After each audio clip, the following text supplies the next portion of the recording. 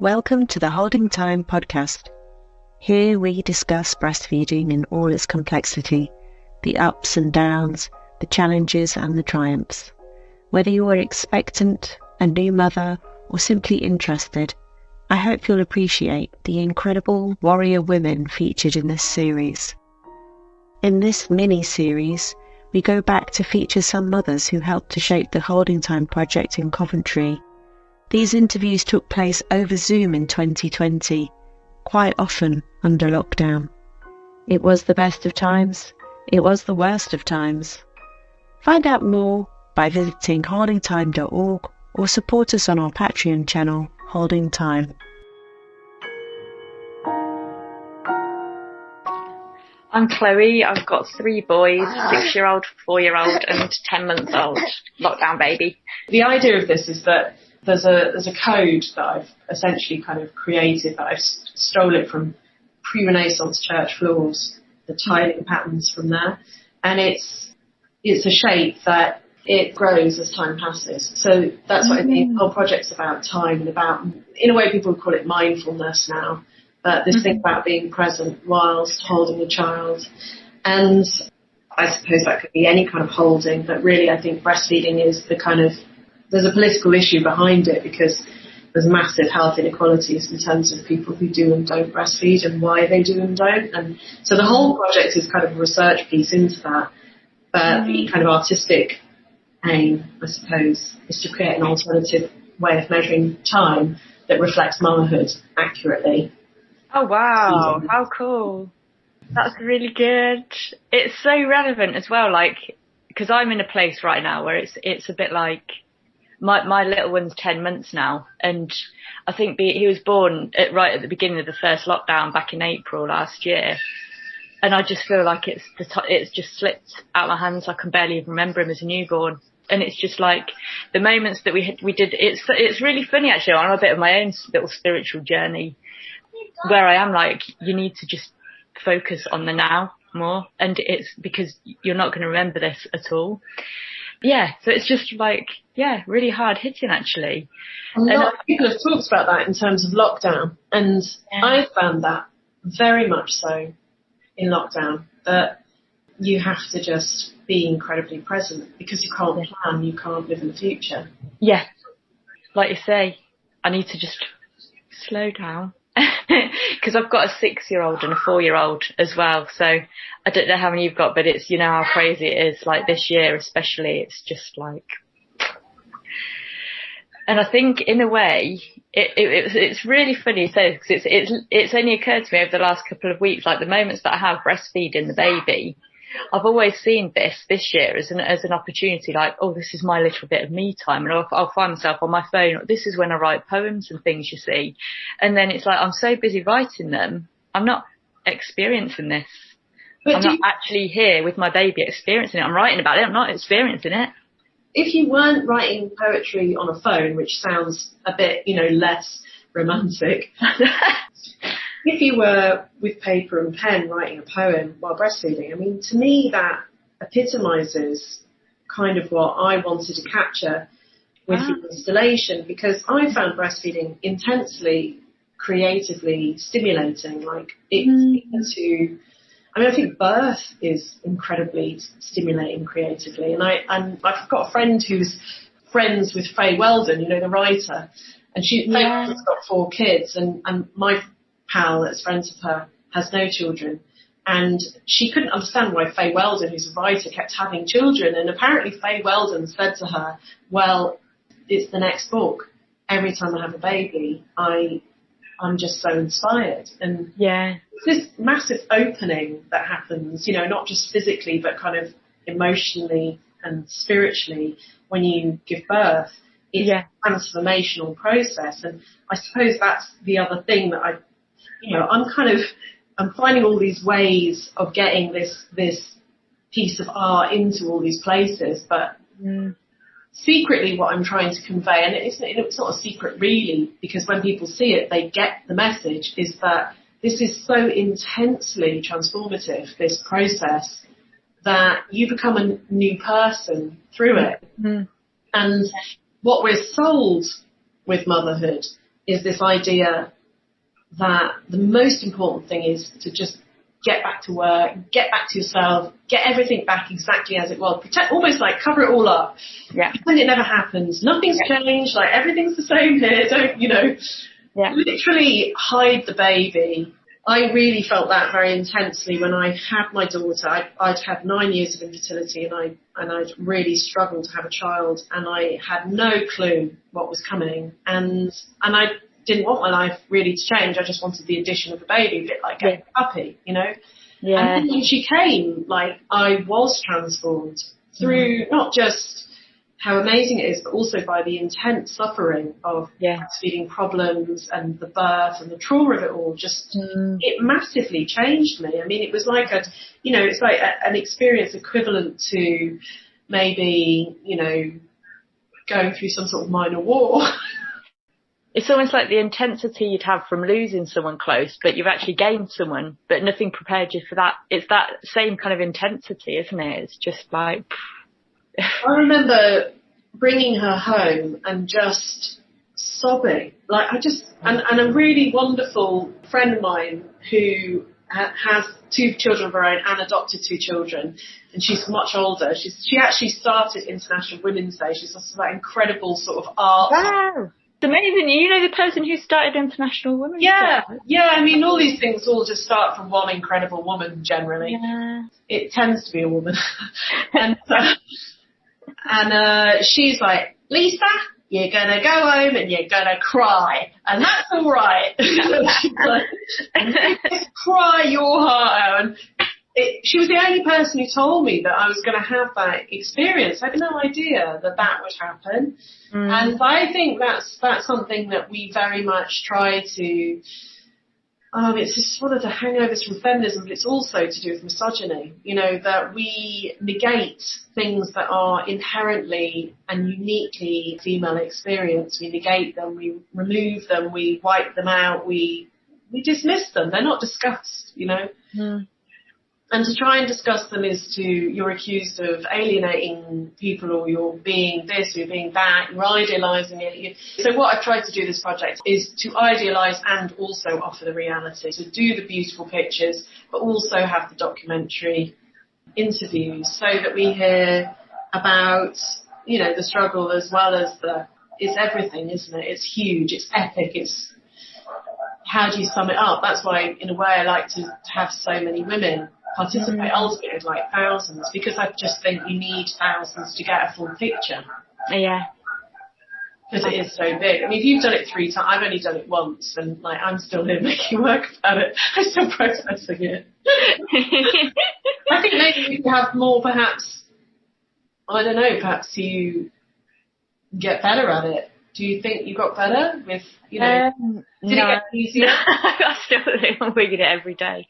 It's like every day, it's like if I'm faced with a new challenge, just when I think I've mastered the next bit, I'll have something else thrown at me. And every single 3 of the babies, it couldn't have been more different. Yeah, that's really interesting, isn't it? Because when you think of all those baby manuals that tell you, right, do this, and it's going to work out like that. Here's the formula. A times B equals sleeping through the night or whatever, and you think, well, no, none of us are the same. Why would babies be the same? Exactly. You can impose something on all of us. You could put us all under military rule, and we probably would all shut up and stop complaining. And it's like this totalitarian kind of approach to motherhood that's I think is completely horrendous and.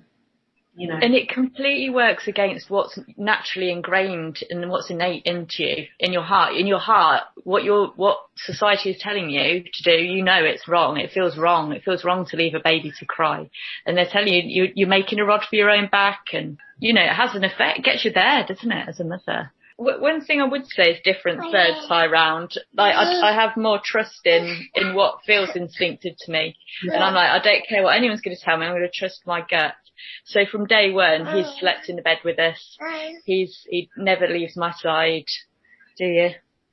Yeah, I mean, that sort of stuff must be easier, surely, because you just know, don't you? You also must know that that you can sense when something's wrong, and you can sense, you know, you can kind of intuit what's the matter with them without them speaking to you. All that stuff's kind of really, you don't really believe it the first time around, do you? You think, no, that's so true. It's so bewildering for first-time mothers. I mean, I really do feel for those who've had their first during lockdown. I feel like I'm lucky this is the third time for me, but for a new mother, not having that kind of, not having the interaction with other mothers as well. You suddenly have much, much more in common with someone else who's had a baby than anyone else in the world. And you really need to meet them. And you really, I mean, I think there are these virtual Zooms, but I think that's probably quite hard, you know, mothers via Zoom. And not to mention all the bloody problems that you have. And some women have problems with partners and family, and it goes on, doesn't it? The multiple problems, work and jobs and... Yeah. And then if you had a traumatic delivery and you're physically recovering for that for weeks on end, because I had quite a traumatic one with my first, and it shocked me. I found that how I felt afterwards was like more shocking to me than the pain of giving birth. It was just like I weren't expecting to feel this bad and for this long afterwards. Like it really physically took it out of me. But, was it like physical symptoms, or was it psychological symptoms? Well, it's a bit of both. Because I'd had an assisted delivery, I'd prolapsed, and the pain, I knew something wasn't right, and I kept saying to the health visitors and doctors, because they come out and do their checks, don't they, every few days afterwards, it's just, it's not right there. They're like, it'll be fine. But I'd had quite a big episiotomy. Literally, the physical pain was bad for about 3 months afterwards. And then that on top of the sleep, because I think I'd gone something like 72 hours without a wink of sleep. So that coupled with that, and then the hormones was just like... Yeah. And then the second time, I hemorrhaged, so I was really, really poorly. You are one brave woman having 3 children.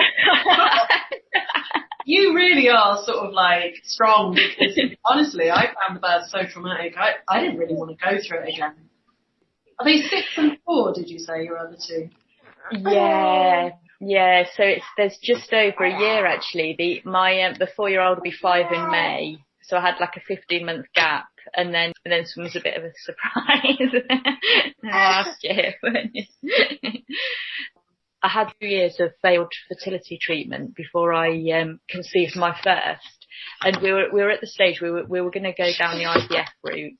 So I'd stopped trying, and we went on holiday, and I forgot about it for about 6 months, and it was just like, well, there's nothing will happen in the next 6 months until we try the next stage of treatments, and then I naturally conceived by a miracle. Did you breastfeed all 3 of them? I did. Very different. It sounds like the first one would have been extraordinarily challenging after that birth.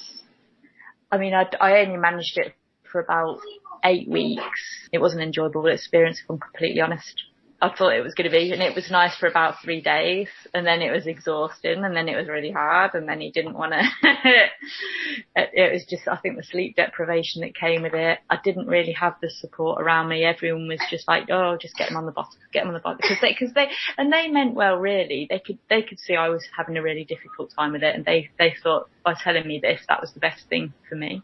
Yeah, and there's always the risk of postnatal depression that's hanging over everybody. And I think that when your nearest and dearest see you having had such a traumatic birth, and then having this new responsibility, and then having no sleep, you know, because some babies are just brilliant, aren't they? They just will sleep for hours and hours, and others just feed constantly when they're born. And maybe there's a relationship between a traumatic birth and a very needy baby, I don't know, you know. Yeah.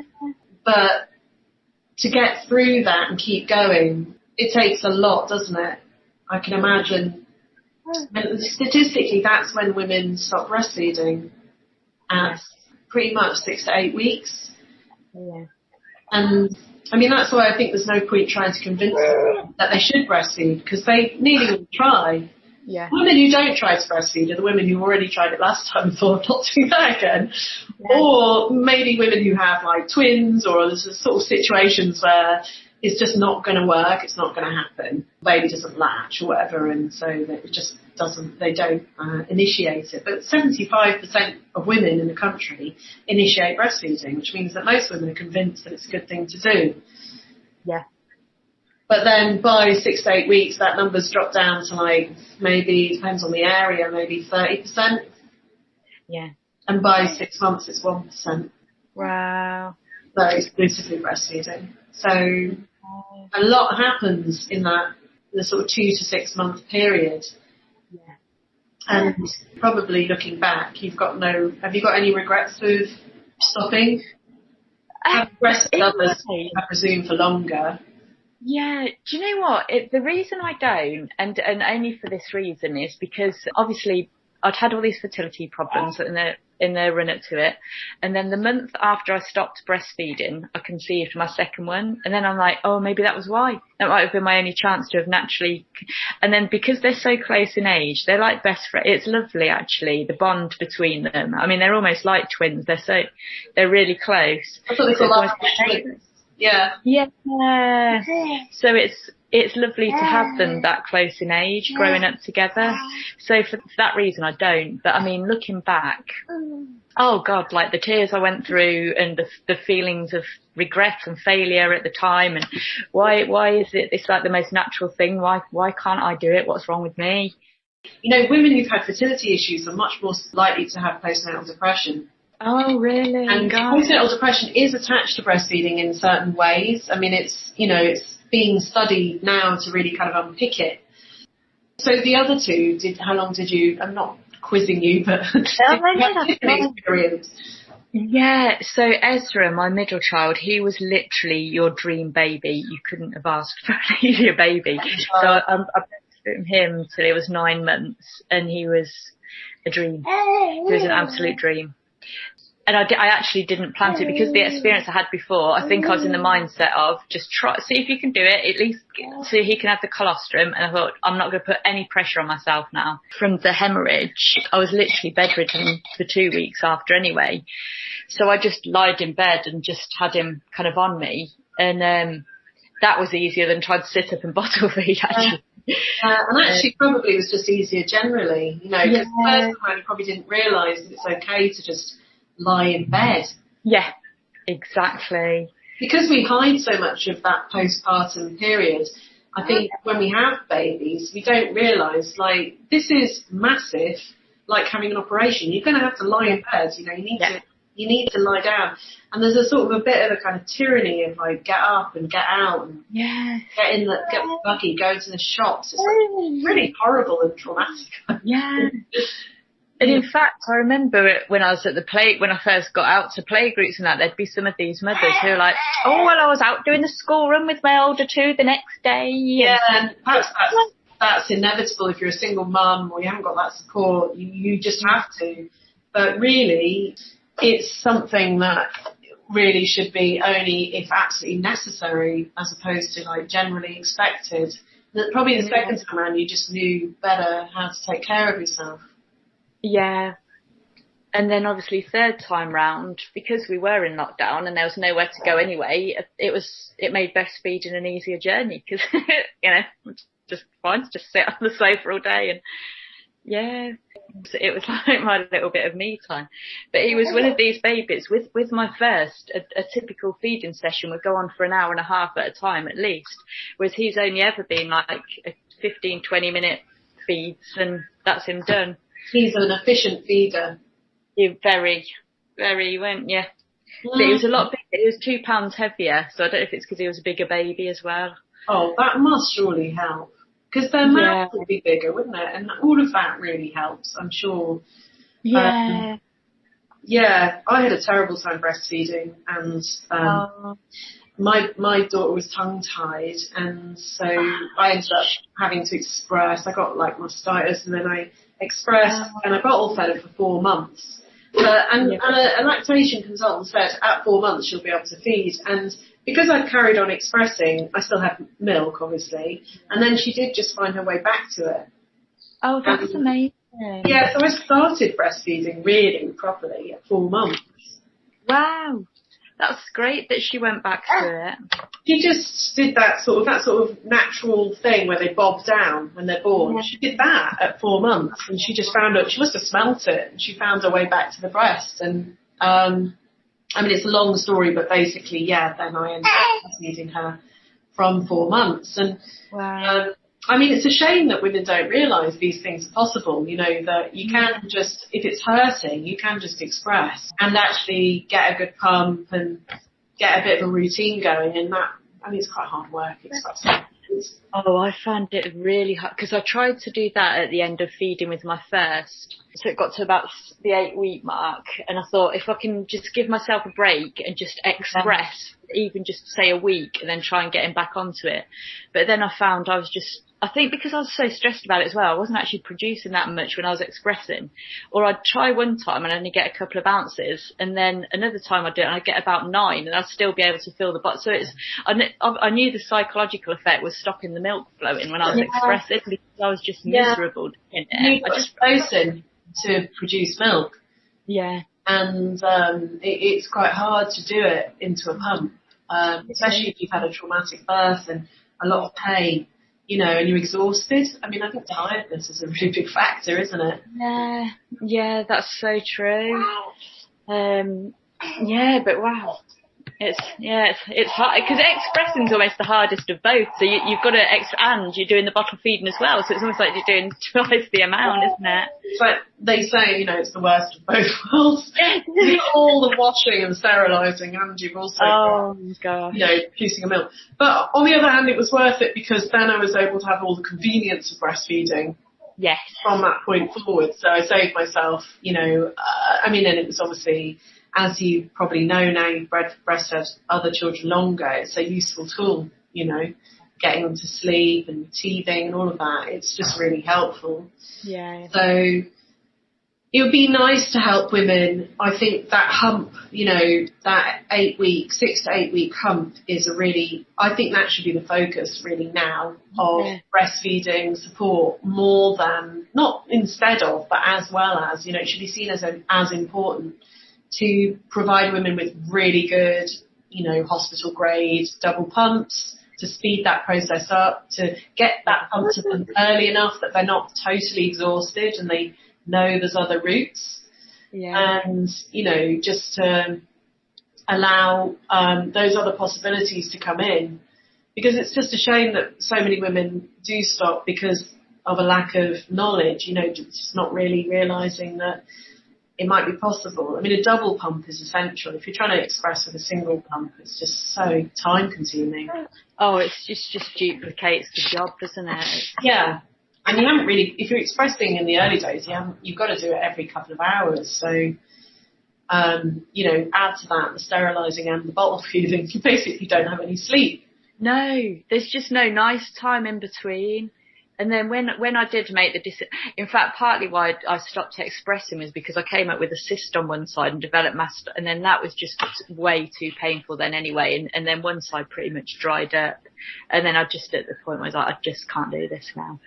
Yeah. When I did make the decision to just get him on the formula, all of a sudden we had all this lovely time together that we didn't have because I was sat like stressing out like, oh, I need more milk to feed you because you're going to be hungry in an hour. And yeah. So, you know, that's why formula feeding is the chosen option and is normal, you know. And it's also, I suppose, that it kind of, I don't know about you, but I felt that when I saw a baby with a bottle in its mouth, I found it relaxing. It was like, oh yeah, that kind of looks right, you know. That feels like I'm in control again. Yeah, that's it. Because you're adjusting to all these different changes, and then also producing milk and managing all of that is like a whole other change that I don't think we're prepared for. Thanks for listening, and thanks to everyone involved, our funders, the infant feeding team and University Hospital Coventry and Warwick for their support, along with all the amazing mothers and partners who helped to make this project happen. You can learn more about the project by visiting holdingtime.org and support us on our Patreon channel. There's a link in the description. Thanks for listening, and be sure to like, follow or subscribe so you don't miss any of our content.